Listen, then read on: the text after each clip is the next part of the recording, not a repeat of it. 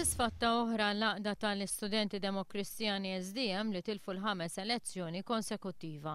Matul l-elezzjoni ta' din is-sena votaw 80% tal-istudenti eliġibbli, kontrast kbir mal-voti mitfuqa fl-elezzjonijiet tal-Kunsill Studenti Universitarji li s-sena li għaddiet ma qabbis l-20% tal-istudenti eliġibbli.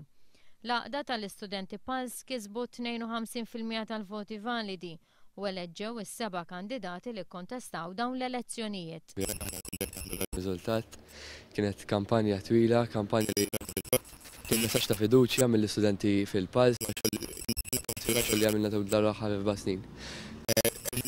Fiduċja tal-istudenti fina, l-istudenti reġgħu għafda. Nixtieq nirringrazzja ħafna minn hawnhekk il-membri tal-eżekuttiv, membri tal-eżekuttivi għandi is-sena reġgħu ġew jagħtuna l-appoġġ tagħhom, il-familja bħala għaqda. Il-kandidati eletti fisem l-għaqda PALS huma Matthew Zerafa, Nicolas Martinelli, Chris Busuttil, Clara Zoppardi, Daniel Camilleri, Clara Fenek u Matthew Kalleja Cremona. Maħna li aħna wedna ovvjament ħajsir kif jinsar.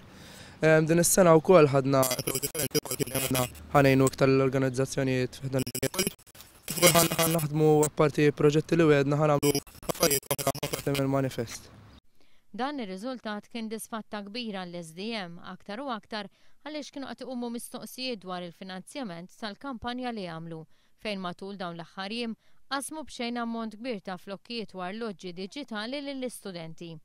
L-għaqda PALS qalet li dan ir-riżultat juri li l-maġġoranza tal-istudenti ma waqgħux għall-intimidazzjonijiet u l-arroganza tal-Kunsill Studenti Universitarji li uża r-riżorsi tiegħu b'mod sfaċċat sabiex jimbotta lill-SDM.